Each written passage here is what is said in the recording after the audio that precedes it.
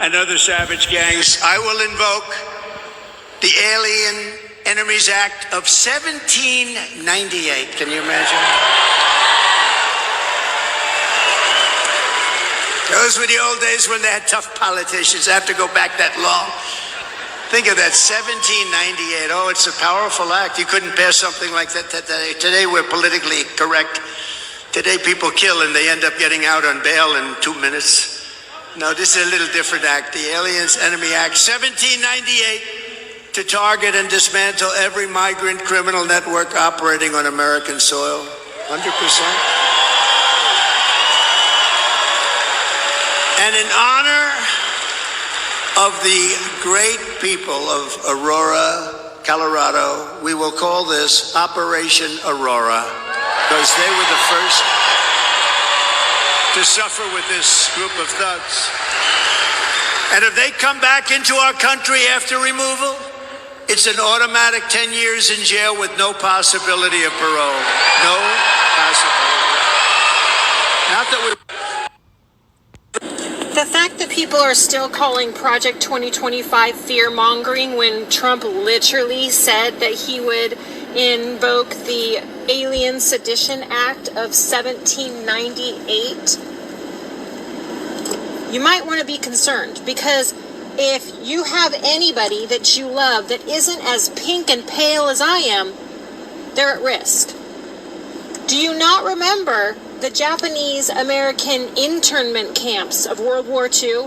Japanese Americans who were born in the United States of America were forced against their will to spend their time in concentration camps around the United States of America, hundreds and sometimes thousands of miles away from their home. Have you ever visited one of those sites? I have myself. I have been to Manzanar myself in California on several occasions, and I took my children so they could see what history is, so that history will not repeat itself.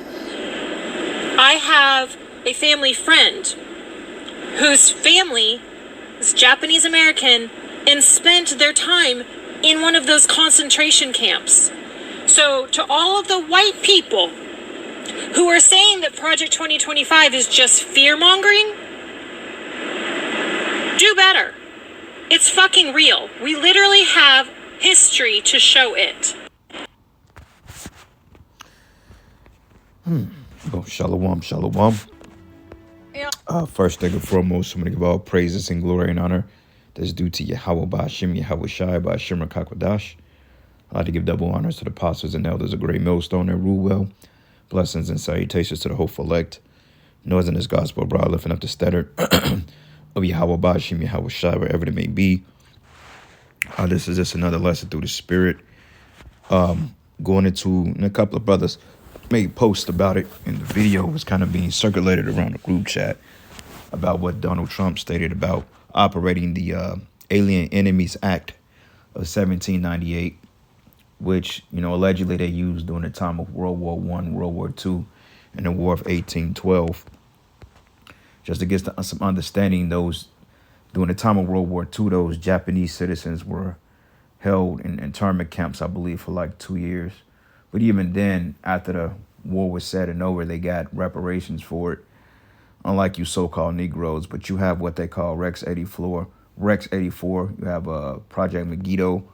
You have all these other particular insurrection documents or insurrection mandates, or not mandates, Slakia. You have all these type of documents or these type of political or government deeds that Esau can enact in case of a time of an emergency. And in this case, DJ Trump, he's basically talking about operating or provoking the 1798 Act, the Legal Alien or Enemies Act, for this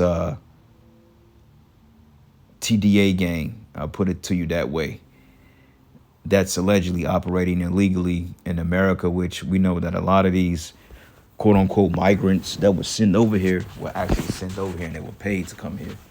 Some of them are actually military men, okay, whether they be UN troops or for some type of government. Regardless of it, it was all set up that way. And Esau, see, he's like, look, we can get three birds in one stone, because not only with that, in the last video I'm gonna show, basically the lady was going into how basically blacks, Hispanics, and Native Americans could be the target, because she mentioned the Venezuelans, and she also stated that, well, whether you Mexican or any descent of Northern Kingdom, they ain't gonna care. If you look like one of them, they gonna house you. She said same thing for her. She was Native American. And then she mentioned the Haitians, which the Haitians are so-called black people, okay, which are, of the they're house of Judah, but they're the Levites, okay, because Judah, Benjamin, and Levi represents the house of Judah, okay, which are them Negroid tribes. So there you go, man. All right. So things are getting ready to take a turn for the left, which things have already been going left, but shit is getting ready to hit the fan. You got a possible retaliatory strike coming from the Israeli side of the fence to particularly deter Iranian targets in the land of Iran prior to the election or around the election. Sometime they're talking about doing some type of retaliatory strike from now up until the time of the election. So we really don't know, but it's something to keep your eye out, because the scriptures say, pray therefore watch. So it says watch therefore pray. So we have to really watch these prophecies and continue to report on these prophecies, because shit, Yahweh Shai is getting ready to make his return. All right, so this is an article here. It says the Aliens Enemy Act explained. Okay, it says this detention in deportation power poses an alarming risk of abuse and rights violation in both wartime and peacetime. And right now we're in a time of war. So they enact emergency services during the time of war. And they can do a lot of things outside of the habeas corpus. They could suspend the Constitution, which technically the Constitution is not even a legal document anymore. That shit has been done away with. But nonetheless, they can enact certain mandates to bring back a quote unquote sign of normalcy to society. All right, so it says, what is the Alien Enemies Act? And it reads, the Alien Enemies Act of 1798 is a wartime authority that allows the president to detain or deport the natives and citizens of an enemy nation. Okay, so wait a minute, man. You got so-called Mexicans here. You actually got Venezuelan citizens that actually have green cards and that's actually living here legally, But according to Esau, he can declare war on them because they're in fact citizens of a so-called enemy country. But it says same thing with Haiti, right? Like you got Haitians that actually live here that's documented. I got state IDs and driver's license, and they've been in the States for 30, 40 plus years. But because of, what's this guy, man? Forgot. But basically he came up with that narrative about how the Haitians are invading at the southern boot handle of Florida and all this other blase. That's created a pretentious situation among the government officials and the Haitians, man. So let's just say if they concocted some Haitian invasion, and they can be justified on saying, well, we need to detain all Haitian citizens because we just don't know if you're operating a sting operation under government, or, out of government sight, Esau, he makes shit up as he go. But it reads, it says the law permits the president to target these immigrants without a hearing and based only on the country of birth or citizenship. Although the law was enacted to prevent foreign espionage and sabotage in wartime, it can be and has been wielded against immigrants who have done nothing wrong. It says have evinced no signs of disloyalty and are lawfully present in the United States. Like I mentioned, it says it is an overboard authority that may violate constitutional rights, which the Constitution is basically a piece of toilet paper at this point. Okay, they've come up with several political acts and several revisions of these particular orders to do away with that, going all the way back into the NDAA Act 2, which was during the time of the Nueve Once. Okay, now with all these particular tensions in the world war, the migrants crossing the border so-called illegally, the U.S. Constitution is pretty much null and void, especially when they've signed over your rights over to the UN. So now a cop rolled up on you and you trying to say, well, I have the freedom of speech, man, they can throw you in jail because they don't honor that no more. Okay. But it says here, The Alien Enemies Act has been invoked 3 times, each time during a major conflict, the War of 1812, World War I, and World War II, and currently we're in World War III. It says, in World Wars I and II, the law was a key authority behind detentions, explosions, and restrictions targeting Germany's, Austro-Hungarians, Japanese, and Italian immigrants based solely on their ancestry. It says the law was best known for its role in Japanese internment, a shameful part of the U.S. history for which Congress, presidents, and courts have apologized, and they gave them money. I believe they gave their families up to like 200-something thousand apiece, while you Negroes and Latinos, you ain't receive a dime for your free labors, man. Okay? For Jake to commit 31% of the crimes, you make up the prison population of 75%. And a lot of you Jakes are in jail wrongfully accused, and yet you ain't getting no money. You ain't getting no reparations. But yet this is the same system you Negroes want to go down there and put your necks on the line and vote for when they ain't done nothing for you. If you Jakes were smart, you should tell the Democratic Party, go fuck yourself. We ain't voting for nobody until you give us $10 million a piece of reparations. See how that's going to go. You know? But it says, under what conditions can the president invoke an Alien Enemies Act? And an alien is a buzzword for a foreign person or a person that's outside of the normal of a particular structure. Like when you go into the scriptures, when it goes into alienated, meaning outsourced or ostracized, or you're kind of different now. You're like a foreigner. So when they say illegal aliens, they're really talking about Northern Kingdom Jakes or anybody that's a foreign entity of the United States. But it says the president may invoke the Alien Enemies Act in the times of declared war, or when foreign government threatens or undertakes an invasion or predatory incursion against U.S. territory.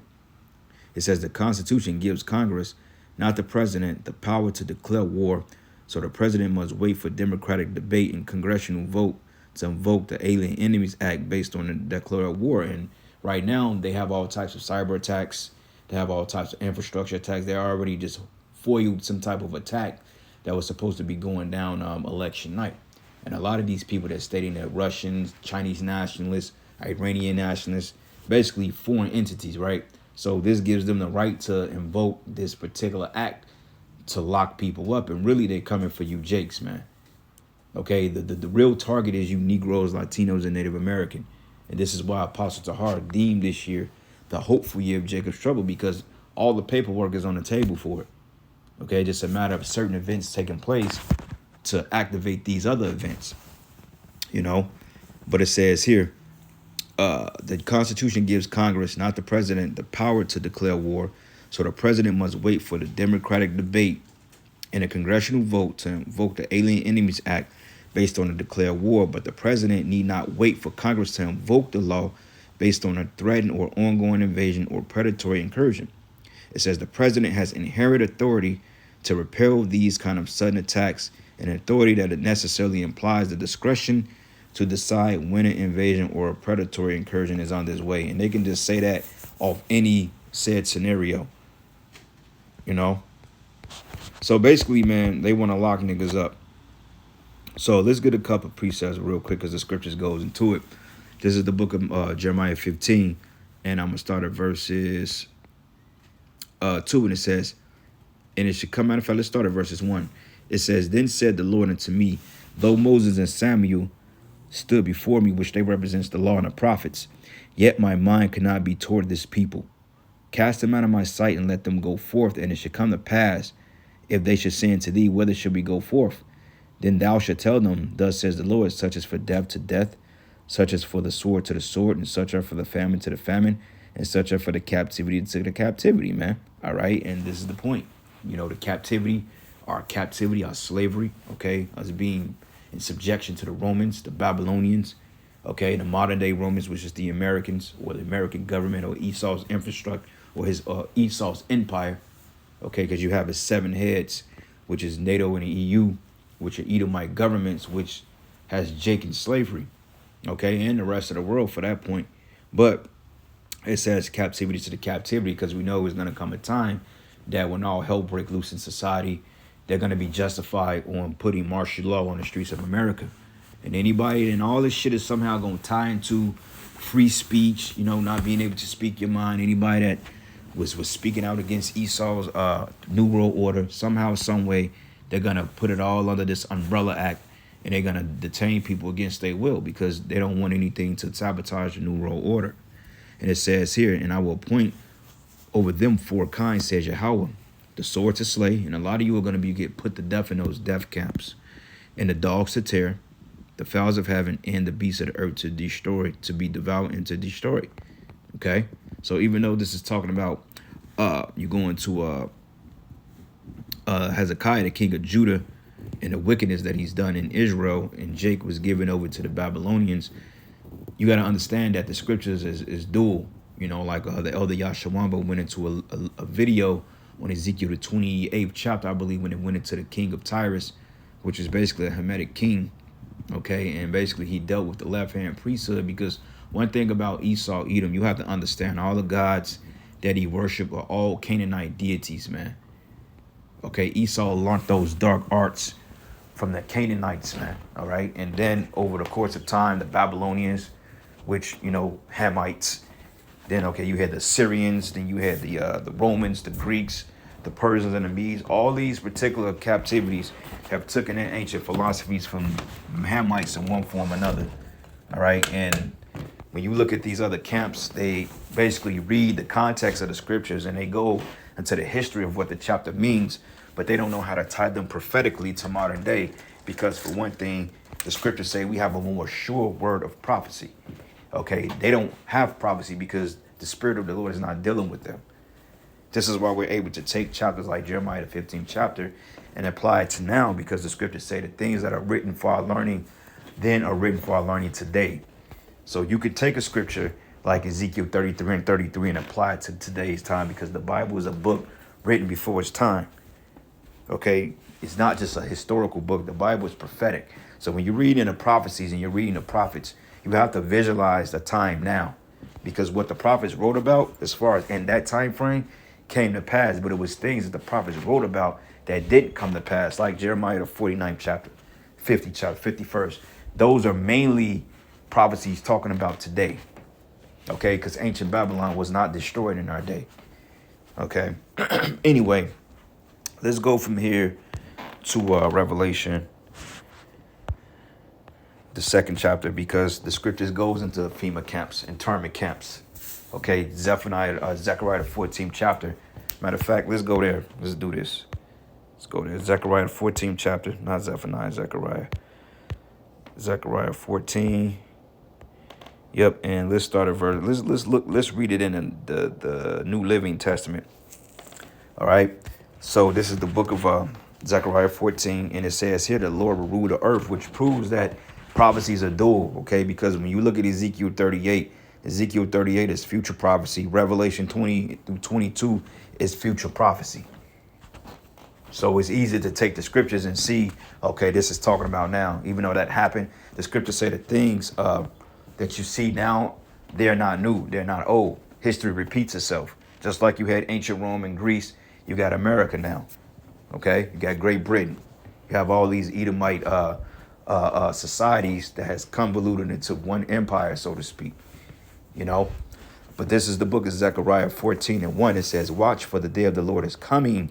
Okay, and what's the day of the Lord? What equates the day of the Lord? Future judgments, punishments, destructions, okay? Judgment, death, FEMA camps, MOTB. And it says, watch, for the day of the Lord is coming when your possessions will be plundered right in front of you. And what's your possessions? Your belongings, your children. It says, and I will gather all the nations to fight against Jerusalem. The city will be taken, the houses looted, women raped. Half the population will be taken into captivity, and the rest will be left among the ruins of the city, right? Because when they start hitting these infrastructures and these downtown areas, they start blowing bridges. When you start seeing troops being deployed to the streets of Babylon the Great, you're going to have a lot of fighting in the streets. Okay, you're going to have a lot of shit being set on fire. You're going to have a lot of blackouts, man. You're going to have a lot of roads and bridges blown. All right, and then shit going to get too bad to the point they're going to say, well, look, man, these people need to be detained. We need to house them somewhere safe, so therefore they can be quote unquote safe. But low key the whole time, they're taking away your rights. and they trying to fit an MOTB inside your ass. That's the reality of these FEMA camps, man. Mass chipping stations, guillotines, okay? Torture chambers, all types of shit is in these prisons. Because when we was doing the research years ago, you know, it's speculated that America had over 800 active concentration camps. We even had people doing videos on, like, back in the day when they used to see the FEMA trains and the tanks being transported through a freight train through America. People was, you know, they was getting footage of that, you know, and they was like, well, this Walmart could be a detainment center, this baseball stadium, that basketball stadium, this apartment complex, that school, this building. You know, they can use anything for real, but they do have FEMA camps here. And this is basically what Trump is saying. He wants to reinstate that mandate because he want to throw their ass out of here, which ultimately is really for Jake. Okay, that's just really what it's for. And it says here, and then the Lord will go out to fight against those nations as he has fought in times past. Okay, so that shows you there the things in the past, the Most High is going to do them again. Okay, so yes, there will be FEMA camps. There will be martial law on the streets of America. There will be fighting. There will be war. There will be invasions, which technically this place has already been invaded. And not only that, they let the motherfuckers walk right through here. So it's safe to say we're in those times. Let's go from here to Revelation 2. Get that in the King James Version, Revelation 2. And I'm going to start at verses. Let's start at verses 10. It says, fear none of those things which thou shalt suffer. Behold, the devil shall cast some of you into prison, that ye may be tried. And those prisons is talking about those concentration camps. FEMA camps, man. All right, so it says here, the president may invoke the Aliens Enemies Act in a time of declared war. I read that already. Yep, I read that. Yep. It says, do the terms invasion and predatory encouragement have to be taken literally, or could the president proclaim a rhetorical invasion? But it says, as the Supreme Courts and past presidents have acknowledged, the Alien Enemies Act is a wartime authority enacted and implemented under the war power.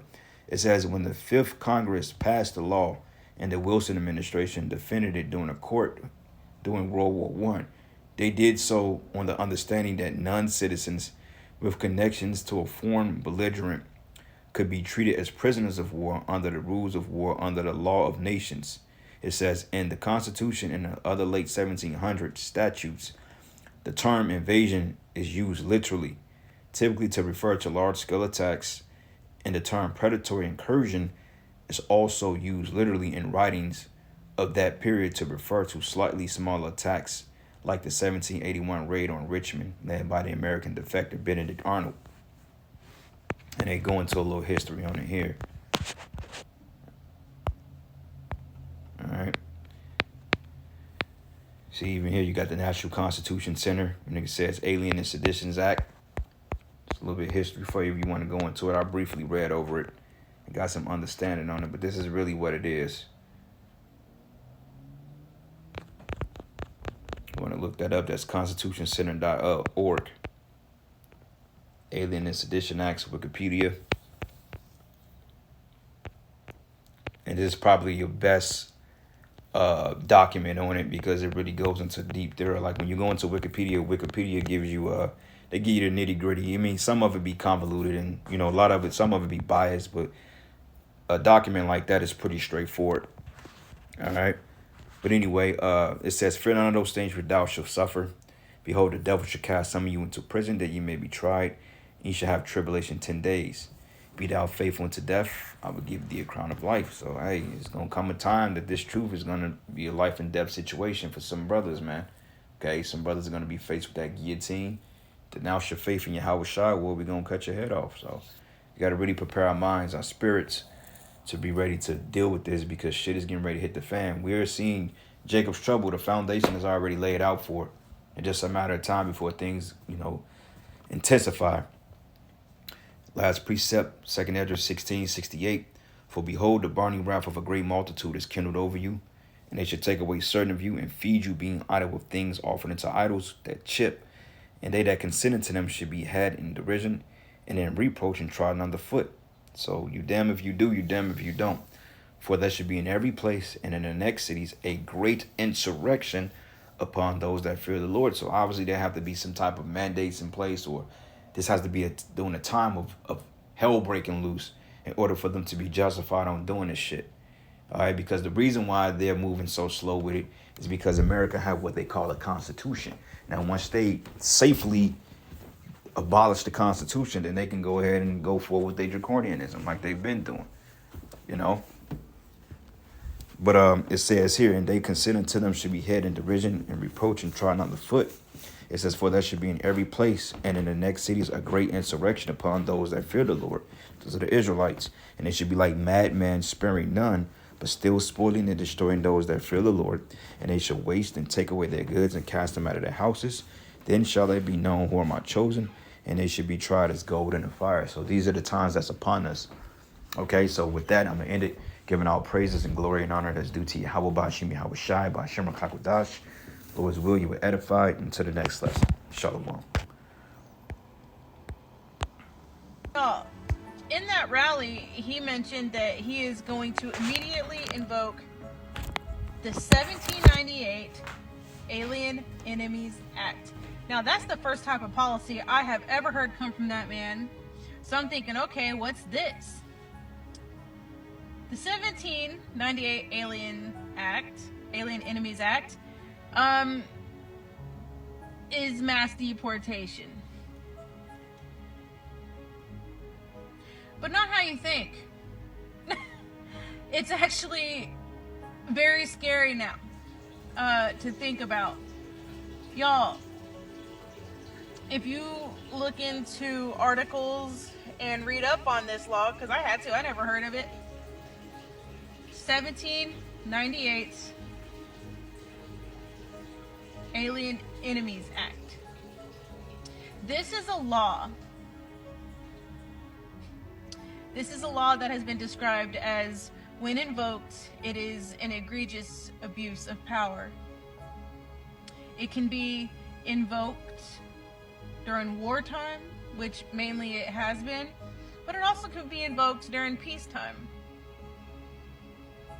Now, what this act does is it's not just mass deportation or incarceration of people that are undocumented, or in their words, illegal aliens.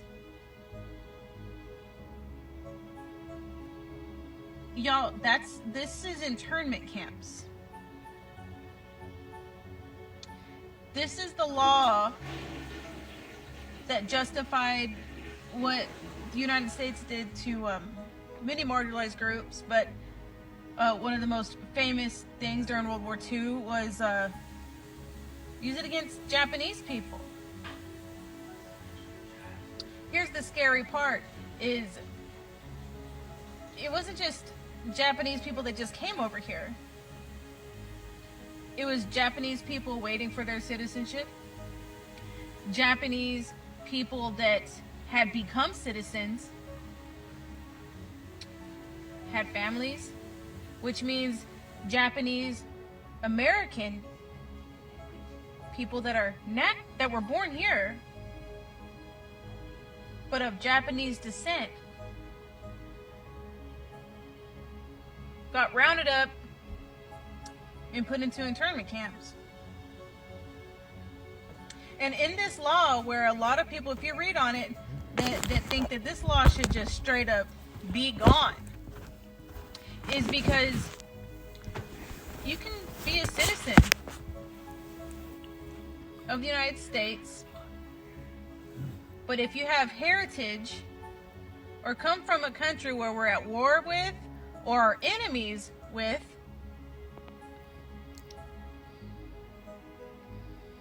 it don't matter if you're a citizen or not. You're going too. Now, which brings me back to a few things. So in this rally, he was talking about Venezuelan gangs. And he kept using the word invasion. And in the 1798 Alien Enemies Act, it is up to the discretion of the President of the United States, if we're in peacetime, to whether if he wants to invoke this law, he has to feel that there's an invasion. It literally says that. An invasion. Well, we all know how he'll feel about that. It also says that the Supreme Court has to back him up. Well, we all know that that's his Supreme Court. So now here's the thing.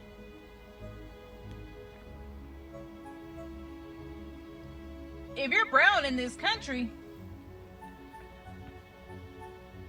do you think that under Donald Trump's police forces that have total immunity, do you think for one gosh darn second, at first glance, they would know if you're Venezuelan, Mexican, Honduran, from Ecuador, or, in my case, American Indian, indigenous? Do you think that they would tell the difference?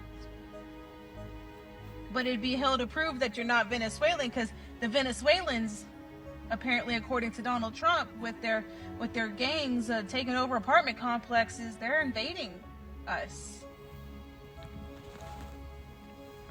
Then that also got me thinking about a story I saw about a father, a black man with his beautiful son walking, and they see some cops. The son gets excited. He's nothing but 4 years old. Waves at the cops. The cops rush the father, tear his son away from him, threaten CPS, make fun of him, and beat him. Come to find out, oops, oh, you were the wrong black guy. We weren't looking for you. We just mistaken you. So then that got me thinking about the legal Haitian immigrants and the lies, the disgusting lies that JD Vance told about them, and the harassment and the threats that they're going through. Do you think under Donald Trump,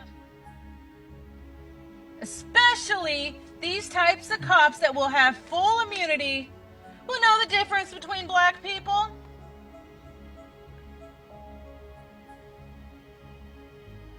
The Haitians, they're invading. They shouldn't have been here. That's what they say. Round them up. Look up the 1798 Alien Enemies Act. That ain't mass deportation. That ain't just about incarceration and the Venezuelan gangs. It is internment camps.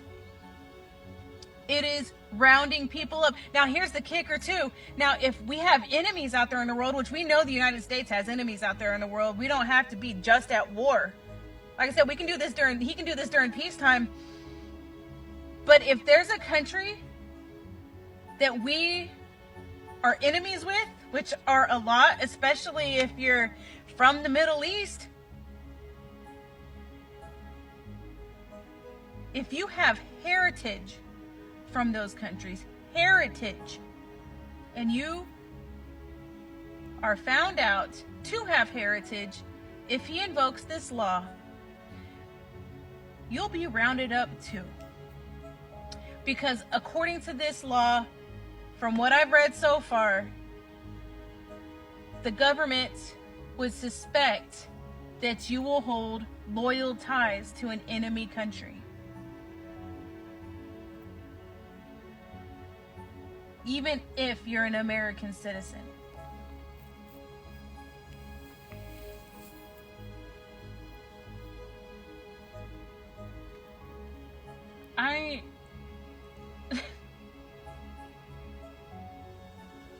People keep saying, oh, he's gonna be tough on the border. If you're not this, baby, it ain't just the border.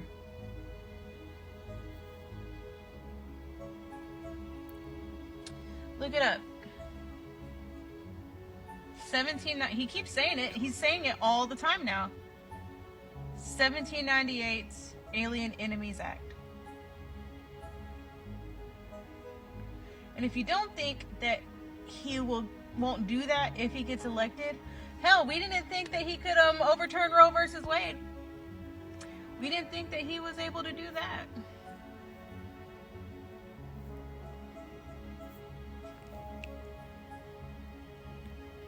If you think that somebody that's under his command will be able to tell people apart.